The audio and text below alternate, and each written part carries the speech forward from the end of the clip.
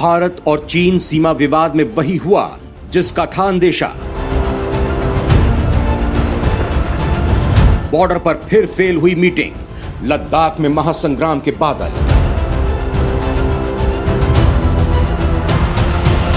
धोखेबाज चीन ने चला डबल गेम तो मोदी ने बनाया नया प्लान। अब इजरायली तकनीक से चीन फौज में मचेगा हड़कंप।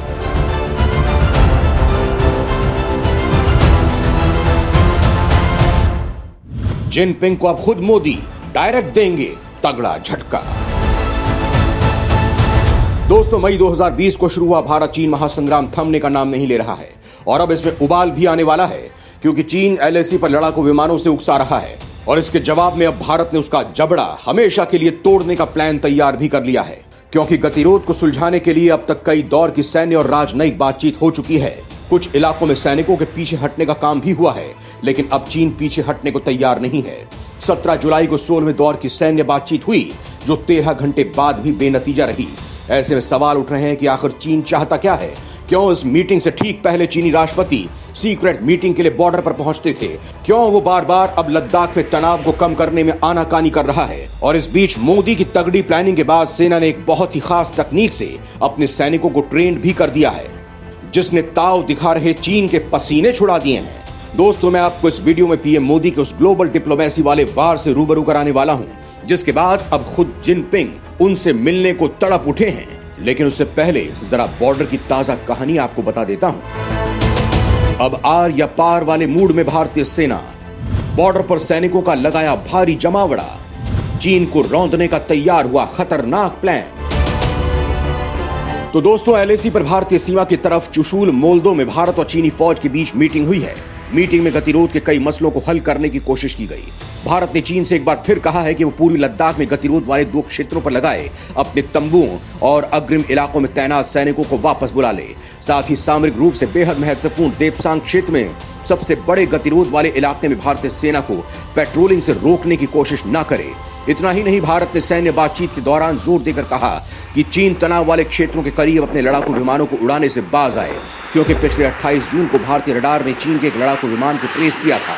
तब फौरन एयरफोर्स एक्टिव हो गई थी। भारतीय एयरबेस से लड़ाकू विमान चीन के जेट के पीछे उड़ान भरने ही वाले थे, तभी चीन के प्लेन वापस लौट गए। वैसे दोस्तों, हवाई नियमों के उल्लंघन की यह पहली घटना नहीं थी।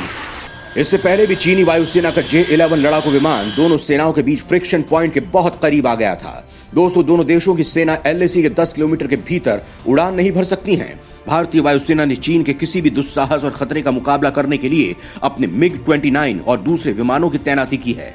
हालांकि दोस्तों, डबल गेम खेल रहा चीन चाहता है कि पूर्वी लद्दाख में अप्रैल-मई 2020 में उसके द्वारा की गई हरकत के बाद वाली ही स्थिति बनी रहे, जिसके बाद वो एलएसी पर बड़ी तेजी से सैन्य इंफ्रास्ट्रक्चर का निर्माण कर रहा है।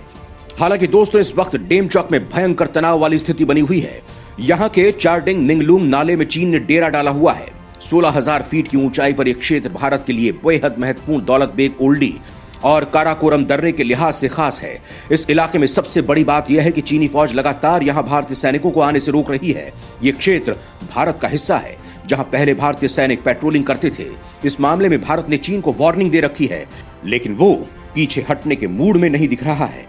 उसकी सैन्य तैनाती को देखते हुए टीम मोदी ने भी यहां अतिरिक्त सेनाओं को भेजने के साथ howitzer, tank, S-400 missile system को तैनात करवा दिया है। इतना ही नहीं, विदेश मंत्री एस जयशंकर ने अपनी चीनी समकक्ष वांग यी से 7 जुलाई को बाली में बातचीत की थी, जिसमें उन्होंने पूरी लद्दाख से तनाव खत्म करने को कहा था।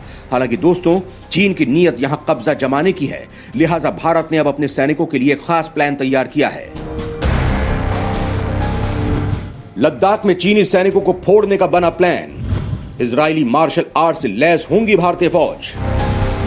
दोस्तों, लद्दाख में चीन के साथ तनाव होने के बाद भारतीय सेना अनआर्म्ड कॉम्बैट यानी बिना हथियारों की लड़ाई के लिए सैनिकों को बेहद खास ट्रेनिंग दे रही है, ताकि वो चीनी सैनिकों का बिना हथियारों के ही कचूमर निकाल सकें। और इसके लिए भारत के जिगरी दोस्त इजराइल की खास मार्शल आर्ट कर्व मागा काम में ली जा रही है। दोस्तों, आपने भी देखा होगा कि एलएसी पर चीनी सैनिकों के साथ फेस ऑफ की स्थिति में धक्का मुक्की की लड़ाई ज्यादा होती है।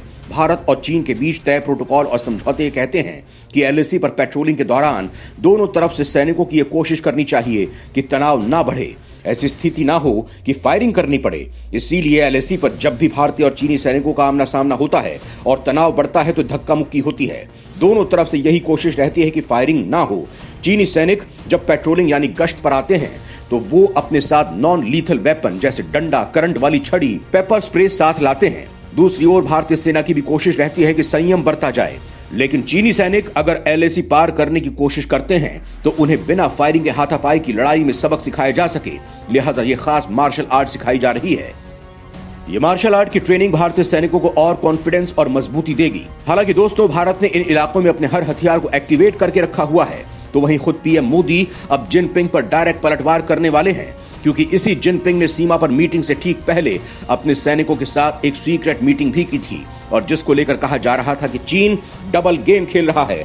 वो एक तरफ बातचीत का ढोंग कर रहा है तो वहीं दूसरी ओर अपनी सेना को आगे बढ़ाने में लगा है। हालांकि अब खुद मोदी ने जिनपिंग का ताबीज बनाने की ठान ली है।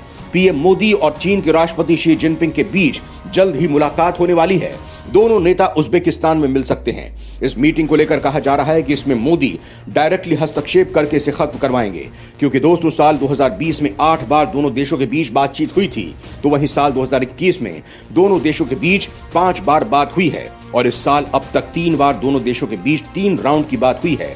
लेकिन चीन पीछे हटने को तैयार नहीं हो रहा है। हालांकि अब भारत आर या पार वाले मूड में आता जा रहा है।